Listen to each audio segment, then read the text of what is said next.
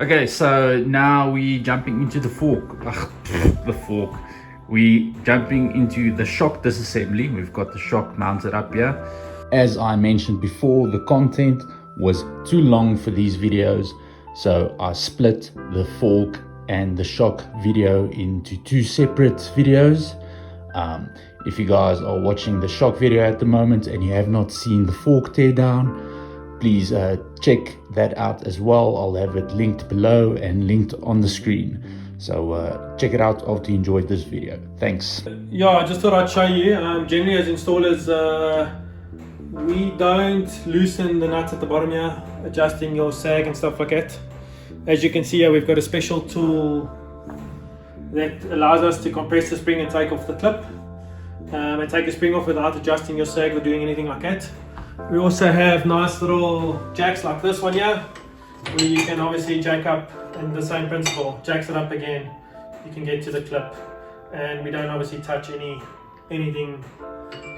of your sag and stuff like that. That's how it does it, and it's quicker, it's easier, safer. Saves a bit of time. A lot of time. You don't need to fiddle with sag. We don't have to guess your sag when you just send us the shock.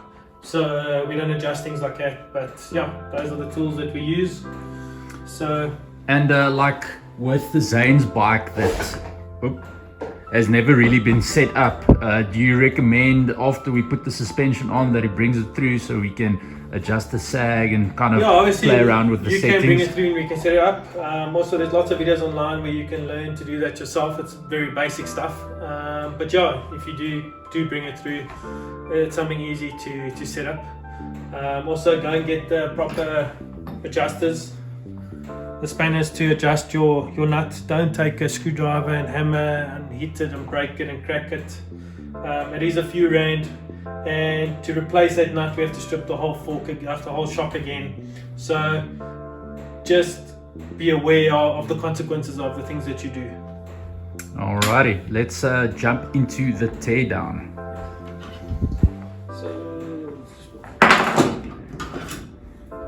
we'll take out the gas.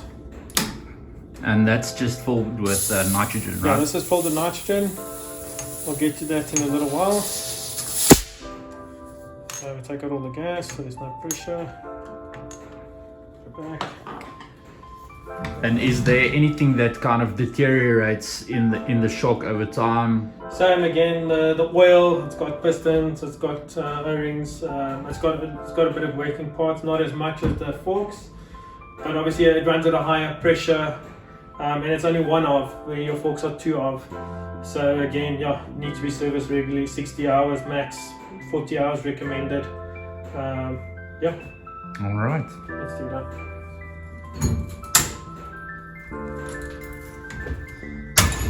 So then you just pop off that retaining clip. Yeah, releasing that. And then the spring can Pop come it off. Take it out. And again, just take this out now. And just like that. Easy peasy. Easy peasy, your spring is off.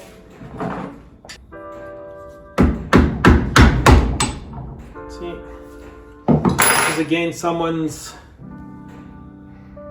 homemade seal or something that's sitting there. Can't see anything from this, but yeah, we'll strip it down now.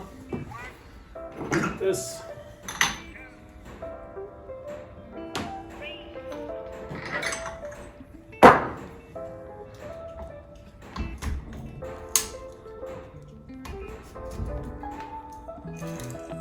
And that's also got a retaining clip inside. Yeah. Seal head comes out. Again, you can see it won't come out now. Ooh. Can you smell that? It smells like kind of like old gear oil. Being at the fishmonger. And again, as you can see here, you can see all these bushings are worn. You can see the coating is gone on them straight away. So there's your two pistons. There's your seal head. That's your dust seal. The wheel seal sits inside there. And then those are all your shims and spacings through. So there's no broken bits in here, but there is a lot of wear. Let's pull out the wheel and have a look. And you can see how, Milky. yeah, got a lot of hair and stuff in it. Look like this. And it's supposed to be like translucent, like normal. Yeah, it depends on the brand of oil, different colors, but it's not supposed to look like that. You can see all the dirt and stuff there. We'll obviously wear it, and then we'll look inside now to see if there's any wear on the shock body as well. So how long does it take, if all the components are in good shape, how long does it take you to rebuild a set of forks or a shock? So shock on average takes me about an hour and a half, 2 hours cleaning it, just doing this. Obviously it's something I do every day. So, and a set of forks about the same, hour and a half, 2 hours to do it, properly clean everything, do new seals, check all the shim stacks. Yeah, put it through the cleaner, and then yeah, we'll obviously tear this down now and show you. You can have a look at this and see what it looks like currently.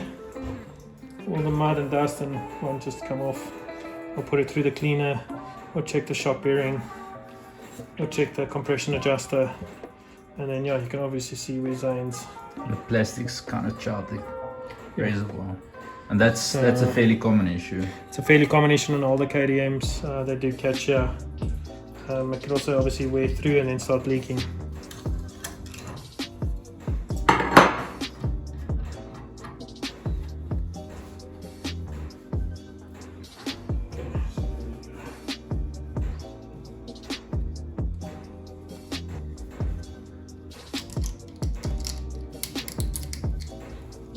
So this is the start of the shim stack. Yes, this is the top piston. You can see all the dirt. So far, the shims look good. So far everything's looking good. Apart Just from dirty. the dirt. Apart from the dirt. We're just wiping off all the oil so we can just show you guys. Normally we take this apart and chuck it straight into the ultrasonic cleaner. Get rid of the oil. Gotta get some pictures for the gram. Yep.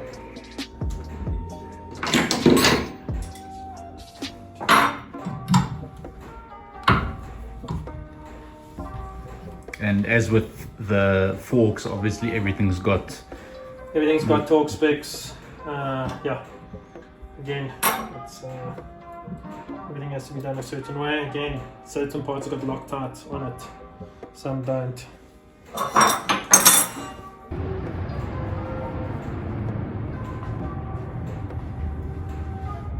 and it's always a good idea to kind of stack them as you disassembly. Yeah, so it just helps you stack them in an order. It's easier for you to remember the order. And like with Zane's bike, where it's going to be a two-parter and everything's going to be cleaned, so George actually zip ties the separate shim stacks together. So is that just to keep them in order, and obviously so they don't get lost? It's just for us when we're working, just to keep them in order, and then obviously just to get so they don't go fall apart. You know which goes to which piston. Like there's multiple, and then also we leave it quite loose so we can get it through with all our cleaners and fluid and stuff, and then we pack it out like this again, wipe everyone, clean everyone. Yeah. So you actually chuck them in the ultrasonic with the zip tie attached? Yeah, and then when you take it out, clean and wipe it again. Make sure there's no residue left over from the cleaner, and then obviously we go through that. So this is something we do generally on every shock service. When you send it here, we don't just change the oil. Everything gets taken apart, everything gets checked. So when you give it back to you, we know everything's right and you're ready to go hit the trails. Zane's seal head, as we call it. This is the dust seal. Inside it's got the bushing with the Teflon coating. You can see the red there. It's still pretty good. And then if you look on that side, he's got the oil ring. So we'll take this apart now. So these seal heads, you can buy a complete seal head from Allballs SKF. So you can just take this out and put it back in. You guys can reassemble all of this, but I'd strongly recommend that you take it to a shop, professional shop, to have the nitrogen gas and stuff fitted. You cannot use oxygen no matter, the shock does get heat and oxygen will cause it to expand. So please use nitrogen. If you do build a shock yourself and you're confident that you could bleed it without a vacuum pump, it is possible, it just takes a hell of a lot longer. I'll show you in the assembly video what the differences are and what you can use, but then yeah. Yeah, and I mean, that's obviously what you pay for when you get your suspension professionally serviced, like all the tools you see on the wall and all the experience that this guy has. And then taking the seal head apart.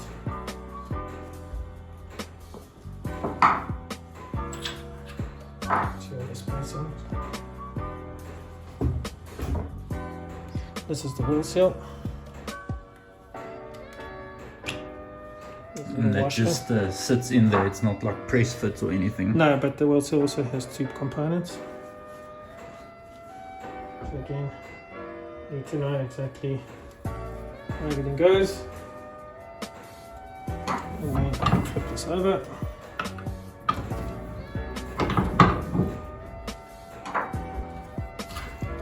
So again, the bias isn't tight, everything's loose.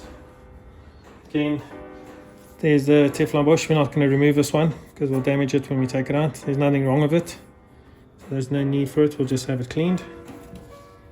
You can never see. And when maintained properly, the Teflon bushings, they last a long time. They do last.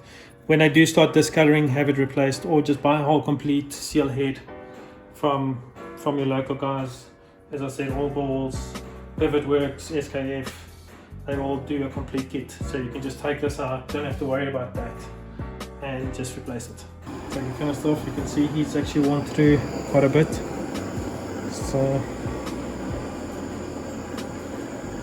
and it's kind of the same as taking the fork shoe off, just a bit of heat so the aluminum heat you can use, expand. we always use a torch, you can use the heat gun, and then just take it off. Just basically just warm it up enough to loosen the Loctite inside, and then it will come off. Are there any common issues with the canisters or the internal components? I'll show you now. Yes, we as installers prefer always to give you guys bladders. For good reason, it's a much better ride. But also once I've stripped this, I'll show you it's actually got a little piston, a plastic piston inside, which do from time to time seize up. The O-ring goes on it. So yeah. Is there a specific sensation that you would feel when the piston is seized up?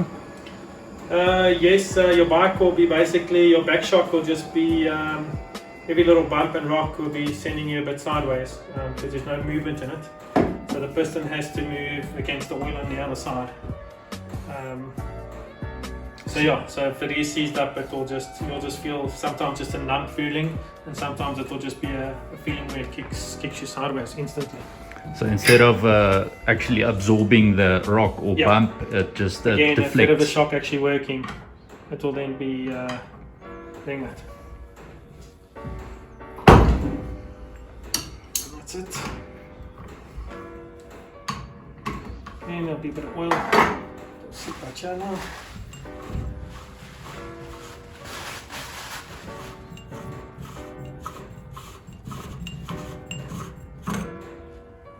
There.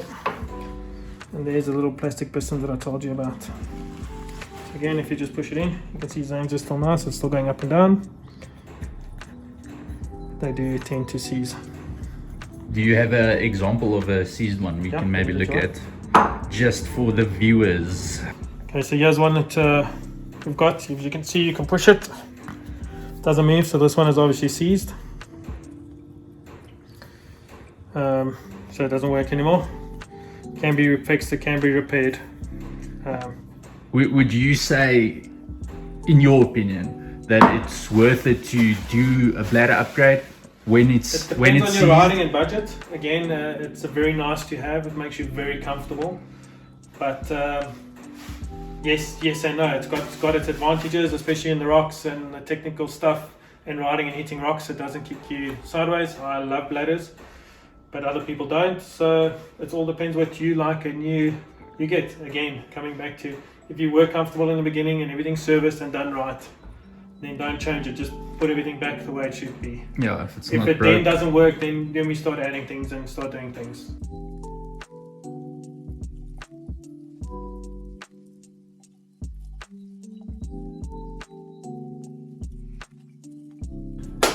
Okay, so that's basically it. It was a great learning experience for me to see how to tear down a fork and a shock. I just want to say thanks to George for allowing us to make the videos here and helping us out and hooking us up with the suspension services. Yep. Again, no problem. And again, we're there to try and help and assist everybody where we can. And the more people around there, the better for everybody. So let's just get out there and keep riding. Definitely. Remember, guys, to take advantage of the little time that you have left. Get your suspension in for a service.